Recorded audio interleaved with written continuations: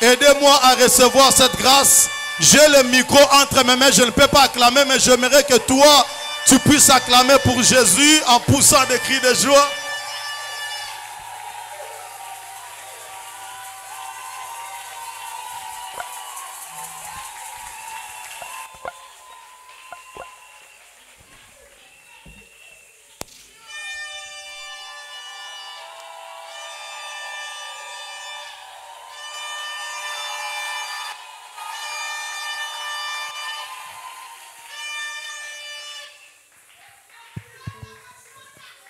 Amen, amen.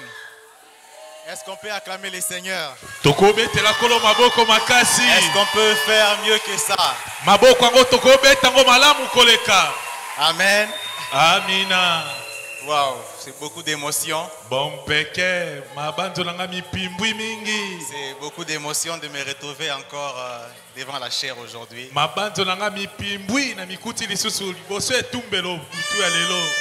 Je me sens à la maison.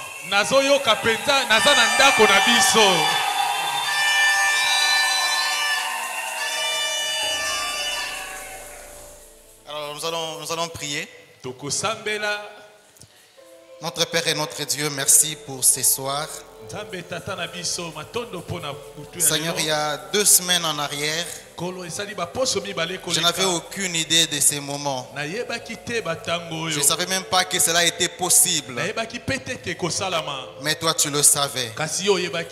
Et il t'a plu, Seigneur, de nous amener en ces lieux pour communiquer ta pensée à ton peuple. Pour dire ce que tu as prévu pour nous. Utilise-nous, Seigneur. Préserve-moi, Seigneur, de dire un peu de trop, mais aussi de dire moins. Que je dise ce que tu as prévu. En ton nom seul, donne gloire. Nous disons Amen. Amen. Alors je dis merci à Dieu. Dieu, c'est mon Bible.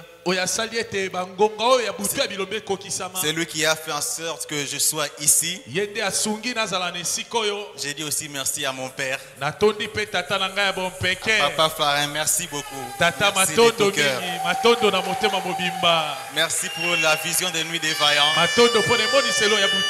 Merci aussi à maman. Merci énormément. Merci surtout pour la vision des nuits des vaillants. Vous savez, parmi les choses que le diable combat souvent, ce sont des visions. Lorsque vous regardez plusieurs générations, les gens qui étaient à la tête d'une génération, pour que le diable mette fin à cette génération, il a souvent tendance à toucher la vision du leader. Vous allez vous rendre compte avec moi que l'un des plus importants sacrificateurs, la Bible dit qu'il a fini aveugle. Il s'agit d'Élie. Les derniers prophètes, Sédécias a fini également aveugle. L'un des principaux juges, Samson l'a crevé les yeux. On arrive dans l'Apocalypse, Jean également. Le diable sait que pour mettre fin à une génération, il doit tuer la vision. Mais dans la sagesse de Dieu, il a multiplié les porteurs de vision dans les derniers temps. C'est pourquoi il dit: le jeune gens auront des visions et les vieillards auront des songes. Plus il y aura des visions qui se multiplient, moins on aura des générations sacrifiées. Je suis le fruit de la vision de la nuit des vaillants. C'est la nuit des vaillants qui a fait que je sois ce que je suis aussi. Papa, merci pour la vision. Alors sans plus autant tarder, nous allons nous tourner vers la parole de Dieu. Nous allons lire un texte que nous connaissons. Genèse chapitre 49. Je prendrai les versets 1er et le verset 20e. Jacob appela ses fils et dit, assemblez-vous et je vous annoncerai ce qui vous arrivera dans la suite des temps. Le verset 20. Aser produit une nourriture excellente. Il fournira des mets délicats des rois. Nous allons prendre également Deutéronome, le chapitre 33e, le verset 24. Deutéronome, chapitre 33, le verset 24.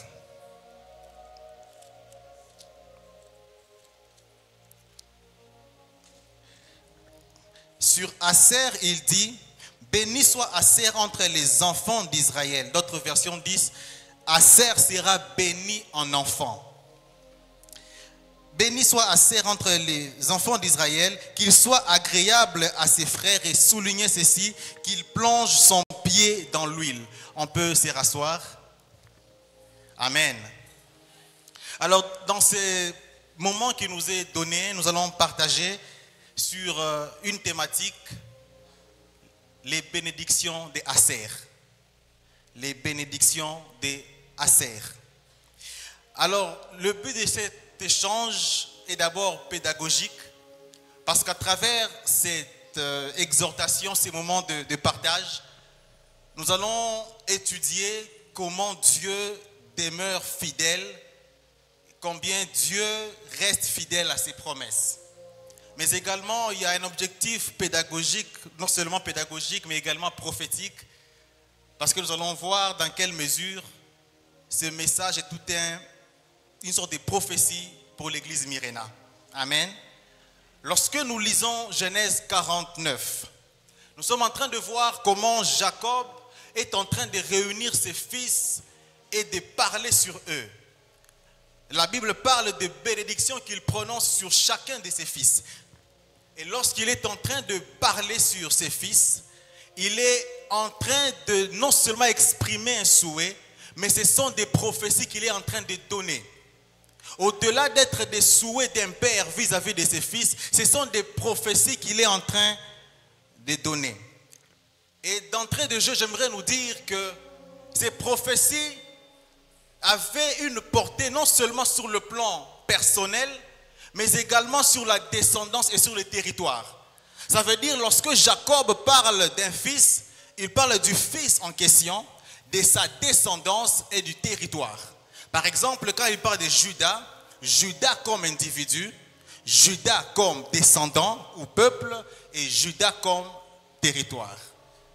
Par exemple, lorsqu'il parle sur Joseph, vous allez vous rendre compte que la plupart des choses qu'il dit sur Joseph sont clairement en train de s'accomplir sur Joseph comme individu. Et lorsqu'il parle également sur Judas, certes il parle à Judas, son fils, mais la manifestation de la prophétie, c'est sur sa descendance. Mais au-delà de l'individu, au-delà de la descendance, ces prophéties avaient également une portée sur les territoires. Ça veut dire que c'est dans ces territoires que ces prophéties devaient s'accomplir. Lorsque vous écoutez ce que Jacob est en train de dire sur Gad, par exemple, il dit ceci: des troupes vont assiéger Gad, mais au finish, c'est lui qui finira par les dominer. Je lis ma Bible, je me rends compte que je n'ai pas vu là où un peuple est venu attaquer Gad, où une armée est venue attaquer Gad, et Gad a fini par vaincre, ni comme personne, ni comme descendant. Mais je peux voir cette prophétie s'accomplir en rapport avec les territoires dans le Nouveau Testament. La Bible est en train de dire Jésus s'est rendu dans un territoire appelé Gadara. Or, le territoire de Gadara, c'est le même territoire que Gad dans l'Ancien Testament. Et là, qu'est-ce que je vois? Je vois un fou qui vient vers Jésus. Lorsque Jésus pose la question au démon, il dit: qui es-tu? Il dit légion. Légion signifie groupe armé. Là, je vois un groupe armé attaquer Jésus, mais au fini, c'est Jésus qui finit par triompher. En d'autres termes, la manifestation de cette prophétie s'est accomplie chez Gad, mais par rapport à son territoire. Et dans le message d'aujourd'hui, nous allons voir la bénédiction, certes, mais attachée à Aser. Nous avons lu dans Genèse 49 ce que Jacob dit sur Aser. Il dit le pain viendra des Aser. C'est selon la version d'Arbi. Une nourriture excellente viendra des Aser. Ça veut dire que lorsque Jacob parle sur Aser, il est en train de dire à Aser il y aura suffisamment de pain, il y aura suffisamment de blé, suffisamment de farine. Amen. Alléluia. Mais nous devons nous rendre compte d'une chose. Jacob n'est pas le seul qui a parlé. Moïse également a parlé. Et lorsque Moïse vient parler sur Aser également, il est en train de compléter la prophétie de Jacob. Il dit, Aser plongera son pied dans l'huile. En d'autres termes, chez Aser, il y aura suffisamment d'huile. Chez Aser, il ne manquera pas d'huile. Lorsque nous prenons les deux prophéties, nous voyons que Jacob parle de la farine et nous voyons que Moïse parle de l'huile attachée à Aser. Et nous allons voir comment cette prophétie biblique sur Aser s'est manifestée et s'est concrétisée. La Bible m'amène dans 1 Roi, chapitre 17. 1 Roi, chapitre 17, du verset 2e au verset 16, nous allons voir l'épisode d'Élie. Élie le prophète.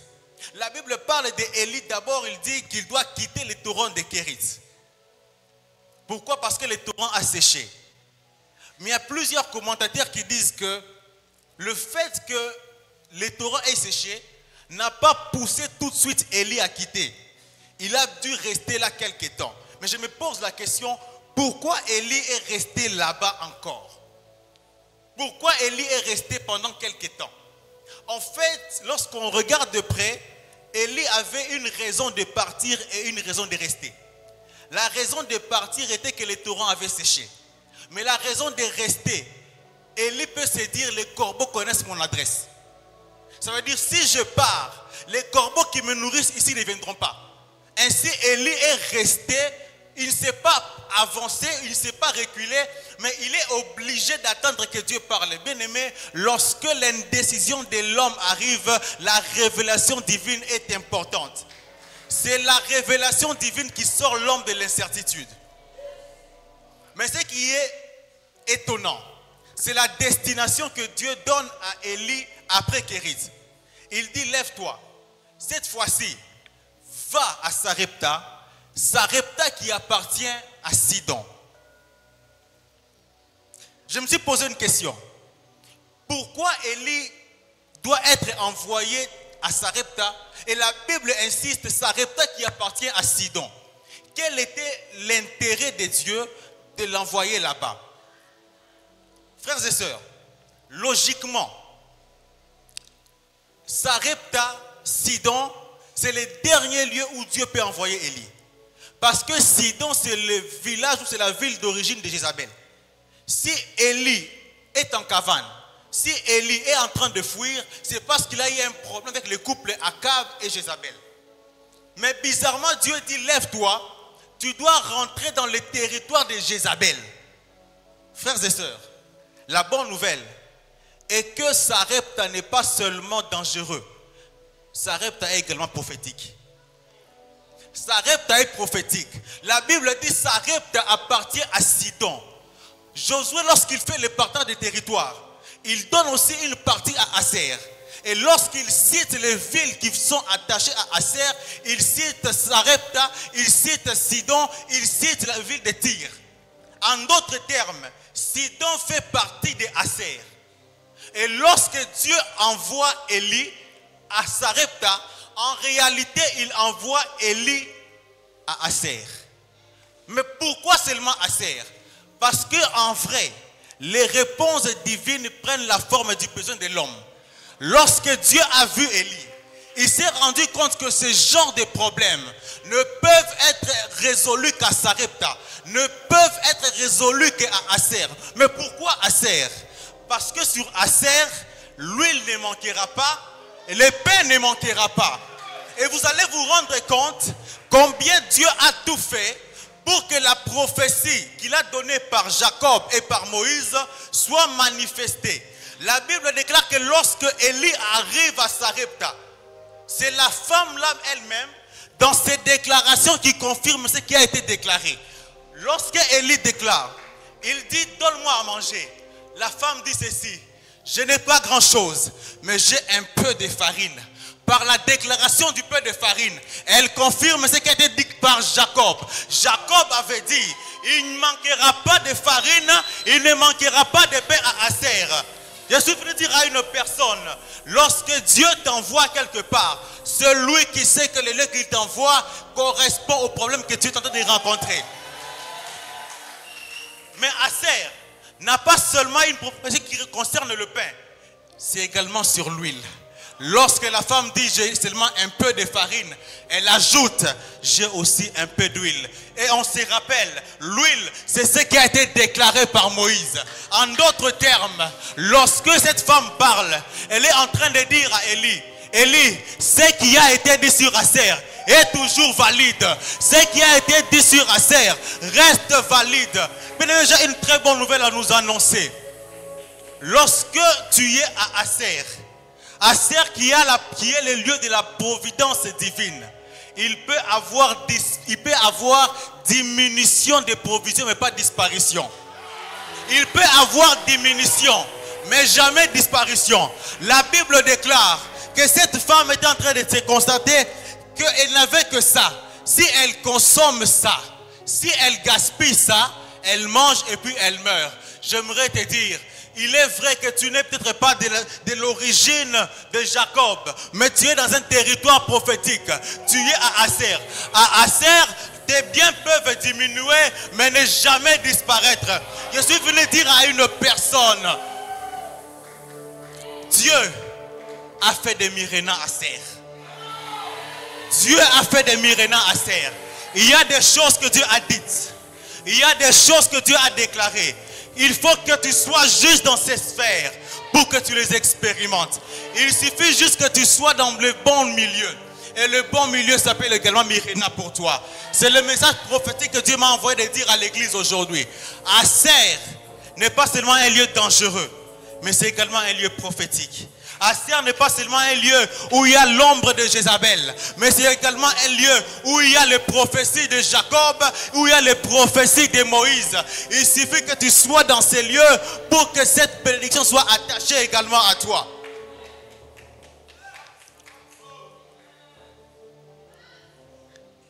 Bien-aimé, vous savez, ce que j'aime avec Dieu, c'est que lorsqu'il est en train de parler de Aser, il n'y a pas que Élie qui a été à Aser. Il y a également Jésus. La Bible déclare, après ces choses, nous sommes dans Marc 7, Jésus s'est rendu dans le territoire de Tyr et de Sidon. C'est là qu'il va rencontrer une femme. Et cette femme-là va venir vers Jésus et dire au Seigneur, ma fille est tourmentée par un démon. Nous sommes dans Sidon. Nous sommes dans le territoire de Tyr et de Sidon. Ça veut dire prophétiquement, nous sommes dans Aser. Et Jésus, lorsqu'il répond, Jésus dit, il n'est pas bien de donner le pain des enfants aux petits chiens. Pourquoi il parle du pain? Parce qu'il utilise le langage attaché à Aser. Il utilise le langage attaché à Aser. Parce qu'à Aser, il y a le pain. Pour lui, les bénédictions, la guérison, c'est le pain. Mais Jésus est impressionné par la foi de la femme. Vous savez pourquoi? Parce que la femme dit ceci. Même les petits chiens mangent les miettes. Ça veut dire, à Aser, à défaut du pain, il ne manquera jamais de miettes. À défaut du pain, il ne manquera jamais de miettes. Je suis venu dire à une personne, Myrina est pour toi un lieu de providence.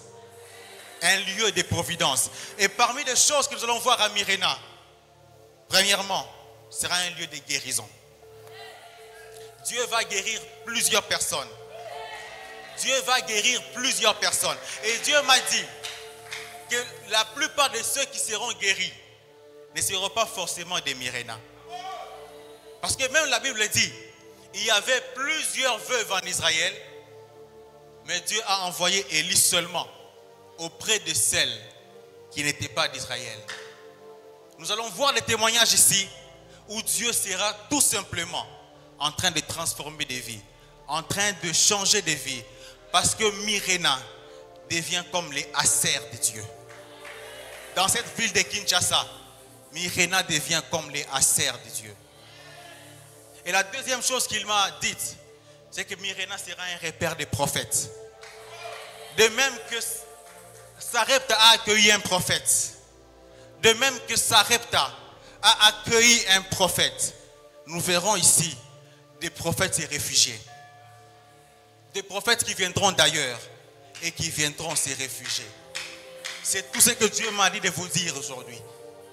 C'est tout ce que Dieu m'a envoyé de dire. Il m'a pris de Colosie, il m'a amené ici, juste pour vous dire ça. Juste pour nous dire ça. Que Dieu puisse accomplir sa parole. Que Dieu puisse accomplir sa parole. Que Dieu nous bénisse abondamment.